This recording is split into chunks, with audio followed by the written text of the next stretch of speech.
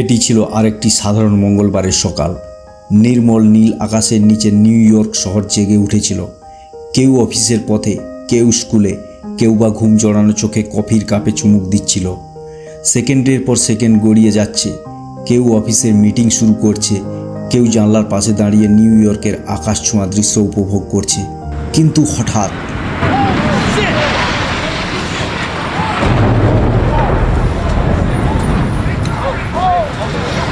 একটি যাত্রীবাহী বিমান আঘাত হানে নিউ ইয়র্কের ওয়ার্ল্ড ট্রেড সেন্টারের নর্থ টাওয়ারে। বিস্ফোরণ, আগুন, ধোঁয়ার কুণ্ডলী আকাশ ছুঁয়ে যায়। প্রথমে মনে হলো এটি একটি দুর্ঘটনা, কিন্তু মাত্র 17 মিনিট পর দ্বিতীয় বিমান আছড়ে পড়ে সাউথ টাওয়ারে। এবার আর কোনো সন্দেহের অবকাশ নেই, এটি একটি পরিকল্পিত হামলা। টুইন টাওয়ার তখন আগুনের শিখায় পরিণত হয়েছে। ভিতরে আটকে পড়া মানুষ শেষবারের মতো ফোন করছে পরিবারের কাছে। কেউ আর বিকল্প খুঁজে পাচ্ছে না। কেউ লাফিয়ে পড়ছে 100 তলা উঁচু বিল্ডিং থেকে। 9:59 AM সাউথ টাওয়ার ভেঙে পড়ে। মাত্র কয়েক সেকেন্ডে 110 তলা ধুলোয় মিশে যায়। রাস্তার দিকে ছুটে আসে বিশাল ধোঁয়ার ঢেউ। নিউ ইয়র্ক ঢেকে যায় ধুলোয়, কান্নায়, মৃত্যুর গন্ধে। 10:28 AM নর্থ টাওয়ারও ধসে পড়ে। এক মুহূর্তের মধ্যে পুরো বিশ্ব বদলে যায়। 3000-এরও বেশি মানুষ মারা যায়। কিন্তু কেন ঘটানো হলো এই হামলা? কারা ছিল এর পেছনে? আর কিভাবে এই একটি দিন বদলে দিল গোটা বিশ্ব রাজনীতি ও নিরাপত্তা ব্যবস্থাকে? এটি কেবল একটি দিনের গল্প নয়, এটি এক ভয়ঙ্কর বাস্তবতা। তাই আসুন আমরা জানি কি হয়েছিল সেদিন। 11ই সেপ্টেম্বরের সকাল।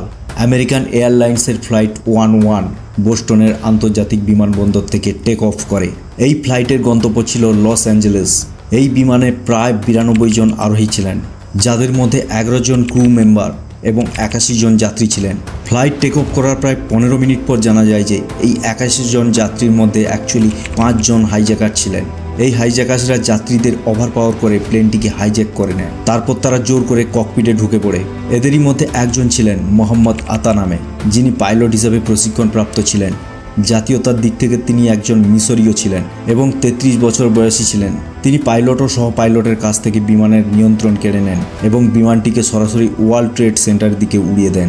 ওয়ার্ল্ড ট্রেড সেন্টার তখন আমেরিকার একটা ঐতিহাসিক ভবন ছিল এবং এক সময় এটা বিশ্বের সবচেয়ে উঁচু বিল্ডিংগুলোর মধ্যে একটা ছিল। এটি ছিল নিউ ইয়র্কের গর্ব। ছিনতাইকারীরা বিমানটিকে ওয়ার্ল্ড ট্রেড সেন্টারের উত্তর টাওয়ারে নিয়ে গিয়ে ক্র্যাশ করায়।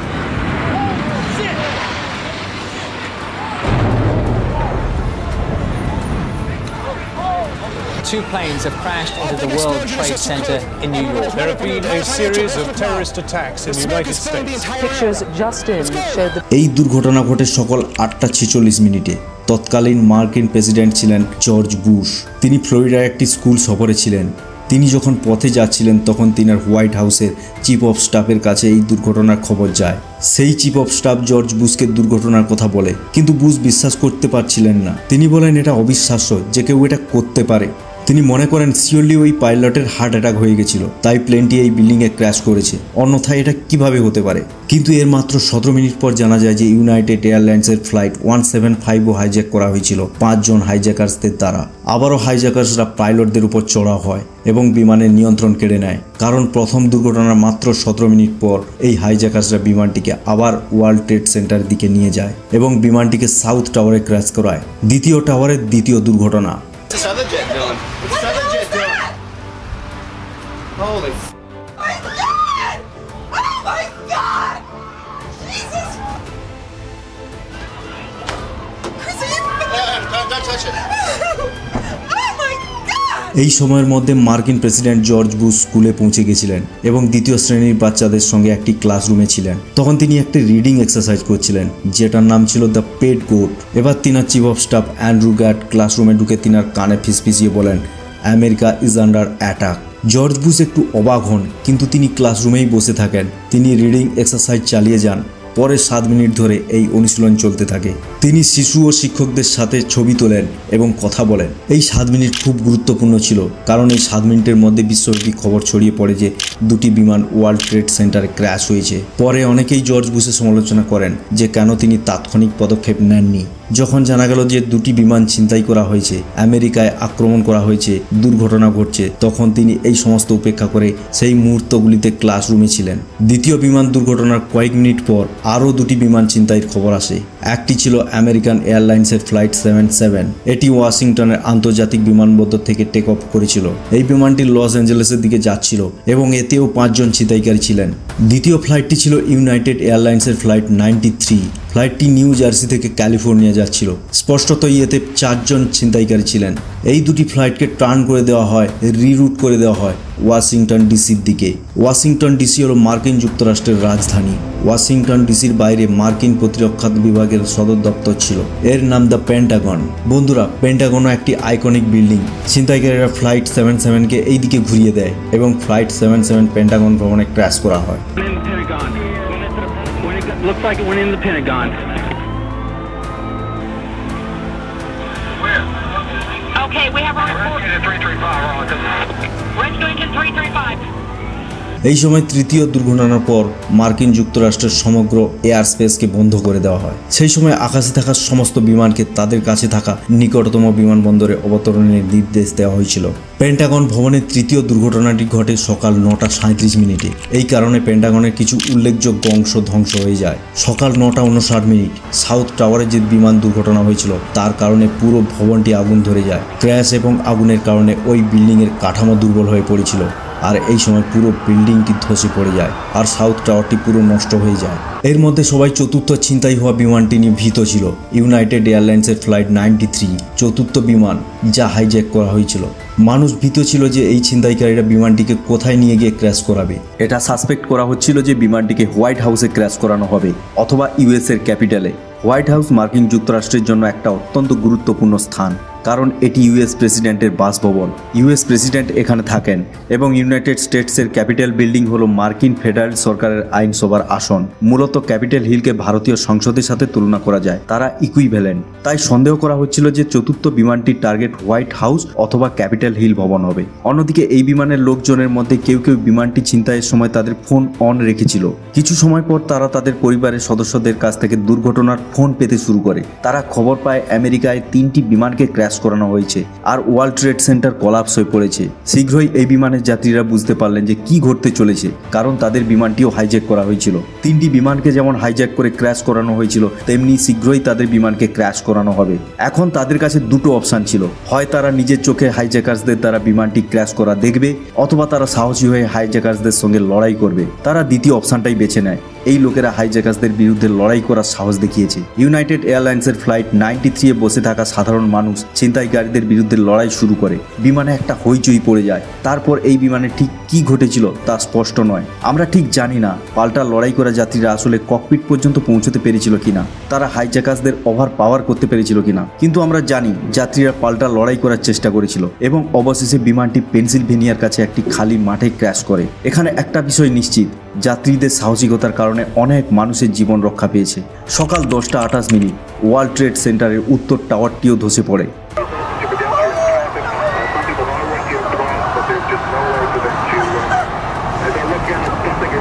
আমেরিকার জন্য এই ভয়াবহ সকাল যখন দুপুরে পরিণত হয়, তখন জানা যায় এই ঘটনায় 3000 জনেরও বেশি মানুষ মারা গিয়েছিল আর 6000 জনেরও বেশি মানুষ আহত হয়েছিল। কিছু লোক পেন্টাগনে মারা গেছে তো কিছু লোক ওয়ার্ল্ড ট্রেড সেন্টারে, আবার কিছু লোক বিমানে থাকা অবস্থায়। এটা সন্দেহ করা যায় যে এই হামলার পেছনে ওসামা বিন লাদেন ও সন্ত্রাসী গোষ্ঠী আল কায়দার হাত ছিল। কিন্তু 9/11 অ্যাটাকের কয়েকদিন পর ওসামা বিন লাদেন একটি বিবৃতি প্রকাশ করেন। এই বিবৃতিতে তিনি বলেন এর জন্য তিনি রেসপন্সিবল নন। আবার এই ঘটনার প্রায় 3 বছর পর 2004 সালে ইউএস নির্বাচনে ওসামা বিন লাদেনের একটি পাবলিক টেপ রেকর্ডিং প্রকাশিত হয়, যেখানে তিনি 9/11 আক্রমণের কথা স্বীকার করেন আর এর সম্পূর্ণ দায় স্বীকার করেন। ওসামা জাস্টিফিকেশন দেয় যে এই হামলা চালানোর পেছনে আল কায়দার বেশ কয়েকটি উদ্দেশ্য ছিল, যেগুলো হলো আমেরিকার মধ্যপ্রাচ্যে ইন্টারফেয়ার করা, ইসরায়েলকে সমর্থন করা, লেবাননে মুসলমানদের বিরুদ্ধে পদক্ষেপকে সমর্থন করা, চেচনিয়ায় মুসলমানদের বিরুদ্ধে রাশিয়াকে সমর্থন করা, ইরাকের বিরুদ্ধে আমেরিকা কর্তৃক ঘোষিত নিষেধাজ্ঞা, সৌদি আরবের সাথে ইউএস কোলাবোরেশন, সৌদি আরবে তাদের সৈন্য পাঠানো। ওসামা এই বেশ কয়েকটি কারণ তালিকাভুক্ত করেছেন যে কেন তিনি আমেরিকা আক্রমণ করেছিলেন। ওসামা মূলত এইসব কারণে আমেরিকাকে একটা শিক্ষা দেওয়ার চেষ্টা করেছিলেন। এই সকল কারণের মূল কনক্লুশন ছিল যে পুরো পৃথিবীব্যাপী মুসলমানেরা অত্যাচারিত হচ্ছে, নির্যাতিত হচ্ছে। 9/11 কমিশনের রিপোর্টে এই হামলার মেন মাস্টারমাইন্ড হিসাবে একজন পাকিস্তানি সন্ত্রাসী খালিদ শেখ মোহাম্মদের নাম উল্লেখ করা হয়। এই ব্যক্তি 1993 সালে ওয়ার্ল্ড ট্রেড সেন্টারে বোমা হামলার সাথেও জড়িত ছিলেন, যে হামলায় 6 জন সাধারণ মানুষ মারা গিয়েছিল এবং প্রায় 1000 জন আহত হয়েছিল। তবে 2003 সালে খালিদ শেখকে পাকিস্তান থেকে অ্যারেস্ট করা হয়, আর কারেন্টলি তাকে ও তার 4 জন সঙ্গীকে আমেরিকার গুয়ান্তনামো বে নামক ডিটেনশন ক্যাম্পে রাখা হয়। তারা এখনও সেই ক্যাম্পে বিচারাধীন। অন্যদিকে ওসামা বিন লাদেন অবশেষে 2011 সালের মে মাসে আমেরিকার সেনার হাতে নিহত হন। কিন্তু এখানে এটা জানা খুব গুরুত্বপূর্ণ যে 9/11 অ্যাটাক একজন সাধারণ মানুষের জীবনে কিভাবে প্রভাব ফেলেছিল। আর এখানে আমরা কেবল আমেরিকার মানুষের কথা বলছি না, আমরা সারা বিশ্বের সাধারণ মানুষের কথা বলছি। এই অ্যাটাক যে সাধারণ মানুষের ওপর কতটা প্রভাব ফেলেছে তা আপনারা কল্পনাও করতে পারবেন না। 9/11 হামলার মাত্র 6 সপ্তাহ পর মার্কিন কংগ্রেস তাড়াহুড়ো করে একটি প্যাট্রিয়েট আইন পাস করে। মার্কিন সংসদে উপস্থিত বেশ কয়েকজন রাজনীতিবিদ এই বিলটি পড়েননিও পর্যন্ত। সেখানে এই বিল নিয়ে যথাযথ আলোচনাও হয়নি এবং কোনো সংশোধনও হয়নি। প্যাট্রিয়ট আইনের বিলটি সহজেই পাস করা হয়েছিল। তাহলে এই আইনে বিশেষ কী ছিল আসুন জানা যাক। এই আইন ইউএস গভর্নমেন্টকে অসীম ক্ষমতা প্রদান করে। এই আইন ইউএস গভর্নমেন্টকে অথরিটি দেয় তার দেশের নাগরিকদের উপর স্পাই করার। এই আইন সকলের জন্য প্রযোজ্য ছিল। এই আইন গোপনে যে কোনো বই, রেকর্ড, কাগজপত্র এবং নথিপত্র অ্যাক্সেস করতে পারত। আমেরিকার জনগণ উল্লেখ করেছে যে কিভাবে তাদের সরকার প্যাট্রিয়ট অ্যাক্টের দ্বারা টেরোরিজমকে অজুহাত বানিয়ে জনগণের উপর নজরদারি চালাচ্ছে। 9/11-এর প্রায় 12 বছর পর হুইসেল ব্লোয়ার এডওয়ার্ড স্নোডেন এই বিষয়ে এক ভয়াবহ তথ্য উন্মোচন করেন। পুরো বিশ্বব্যাপী খবর ছড়িয়ে পড়ে আমেরিকা কিভাবে নিজের দেশের উপর নজরদারি চালাচ্ছে, গুপ্তচর বৃত্তি করছে সে সম্পর্কে। এনএসএ প্রতিদিন গ্রাহকদের ফোন রেকর্ড সংগ্রহ করছে, কোনো ওয়ারেন্ট ছাড়াই, কোনো প্রমাণ ছাড়াই, মানুষকে না জানিয়ে। সরকার যে কারোর উপর গুপ্তচর বৃত্তি করছে। 9/11-এর পর বিমানবন্দরের নিরাপত্তার নিয়মে আরেকটি চমকপ্রদ পরিবর্তন আসে। আপনারা জেনে অবাক হবেন যে 2001 সালের আগে বিশ্বের বেশিরভাগ বিমানবন্দরে খুব বেশি নিরাপত্তা পরীক্ষা করা হতো না। কখনো কখনো শুধু আইডি চেক করা হতো, আবার কখনো কখনো শপিং মলে প্রবেশের সময় যেভাবে মেটাল ডিটেক্টর পরীক্ষা করা হতো, বিমানে ওঠার আগে সেইভাবে নিরাপত্তা পরীক্ষা করা হতো। ফ্লাইটে ওঠার বেশিক্ষণ আগে আপনাকে এয়ারপোর্টে পৌঁছতে হতো না, 15 থেকে 30 মিনিট আগে পৌঁছানোই যথেষ্ট ছিল। কিন্তু 9/11-এর পর সব কিছু বদলে যায়। আজকের দিনে full body scan, mandatory personal ID check ও পাসপোর্ট পরীক্ষা করা হয়। তারপর বোর্ডিং পাস দেওয়া হয়। পকেট খালি করতে বলা হয়। ব্যাগ চেকের সময় ল্যাপটপ, মোবাইলকে বাইরে রাখতে হয়। ব্যাগে সীমিত তরল বহনের নির্দেশিকা জারি হয়, যা আগে ছিল না। এরকম কিছু ছোট ছোট রেস্ট্রিকশন হয় 9/11-এর পর। 2002 সালের ডিসেম্বরের পর দেশব্যাপী বিস্ফোরক শনাক্তকরণের ব্যবস্থা মোতায়েন করা হয়। পরে এটি পৃথিবীর সব জায়গায় শুরু করা হয়। 2003 সালে পাইলটদের প্রথমবারের মতো নিজেদের রক্ষা করার জন্য অস্ত্র দেওয়া হয়েছিল। ককপিটের দরজাগুলিকে শক্তিশালী করা হয়েছিল যাতে ছোট ছোট আগ্নেয়াস্ত্র ও গ্রেনেড থেকে রক্ষা পাওয়া যায়। হামলার জন্য ওসামা মধ্যপ্রাচ্যে মার্কিন যুক্তরাষ্ট্রের হস্তক্ষেপের অজুহাত ব্যবহার করেছিলেন, কিন্তু 9/11-এর পর এটি আরও বেশি করে দেখা গেল। 9/11-এর পর আমেরিকা আফগানিস্তান আক্রমণ করে এই সন্ত্রাসী গোষ্ঠীগুলিকে খুঁজে বের করার জন্য। মার্কিন যুক্তরাষ্ট্র 20 বছর ধরে আফগানিস্তানে রয়েছে। যদিও ওসামা বিন লাদেন নিহত হয়েছে, মার্কিন করদাতাদের কোটি কোটি ডলার নষ্ট হয়েছে, অনেক মার্কিন সৈন্য প্রাণ হারিয়েছে, এই যুদ্ধে অনেক বেসামরিক লোকও নিহত হয়েছে। উপরন্তু আমেরিকা ইরাক আক্রমণ করে।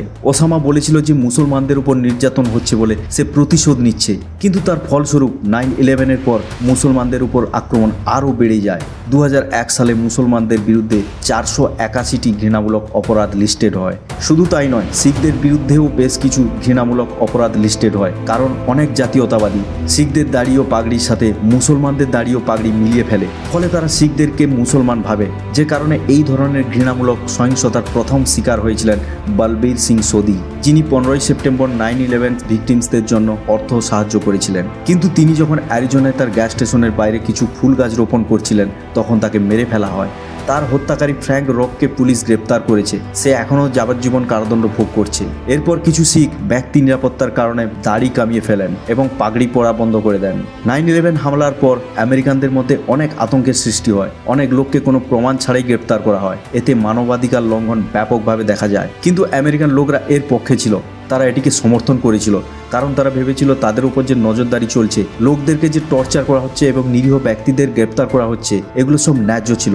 এসব করা হচ্ছে শুধুমাত্র সন্ত্রাসবাদের বিরুদ্ধে লড়াইয়ের জন্য। অনেক সমালোচক দাবি করেন যে আমেরিকা সন্ত্রাসের বিরুদ্ধে যুদ্ধ নির্যাতনের সমর্থক ছিল। মূলত এর ফলে আরও বেশি মানুষ সন্ত্রাসবাদের পথ বেছে নিচ্ছিল, রাগে অথবা প্রতিশোধে। বন্ধুরা, এই পুরো ঘটনাতে আমরা খুব সহজ একটা লেসন দেখতে পাচ্ছি। চরমপন্থার জন্ম দেয়। ওসামা কিছু নিরীহ মানুষকে হত্যা করে আমেরিকার কার্যকলাপের বিরুদ্ধে প্রতিশোধ নেয়। এর ফলস্বরূপ আমেরিকাও আফগানিস্তান ও ইরাক আক্রমণ করে আর সেখানে অনেক নিরীহ মানুষকে হত্যা করে। এক্ষেত্রে নিহতদের পরিবার মনে করে যে যেহেতু আমেরিকা তাদের সাথে এমন করেছে তাই তারাও প্রতিশোধ নেবে কোনো না কোনো সন্ত্রাসী গোষ্ঠীতে যোগ দিয়ে। তার মানে প্রতিশোধের পর প্রতিশোধের খেলা চলছে আর এটা চিরকাল চলতে থাকবে। এটি একটি এন্ডলেস ডাউনওয়ার্ড স্পাইরাল যার কোনো শেষ নেই। যখন একজন সন্ত্রাসী নিহত হয় তখন আরেকটি সন্ত্রাসী জন্ম নেয়। আর আজ আপনারা দেখতে পাচ্ছেন ওসামা বিন লাদেন নিহত হলেও আইসিস নামক সংগঠনটি সামনের সারিতে উঠে এসছে। আমাদের জন্য দ্বিতীয় একটি শিক্ষাও রয়েছে, আমাদের কখনোই কোনো সরকারকে সন্ত্রাসবাদের অজুহাত হিসাবে আমাদের শোষণ করতে দেওয়া উচিত নয়। 9/11-এর পর মার্কিন সরকার মার্কিন নাগরিকদের অনেক শোষণ করেছে নজরদারি ও প্যাট্রিয়েট আইনের মাধ্যমে। তাই কখনোই ভয়ে এতটা অন্ধ হয়ে যাবেন না যে বাস্তবতা দেখা বন্ধ হয়ে যাবে। আমাদের সিনেম্যাটিক ভিডিওটা ভালো লেগে থাকলে একটা লাইক করে পাশে থাকবেন আর নতুন নতুন কন্টেন্ট পেতে চ্যানেলটিকে সাবস্ক্রাইব করে রাখবেন। ধন্যবাদ। জয় হিন্দ।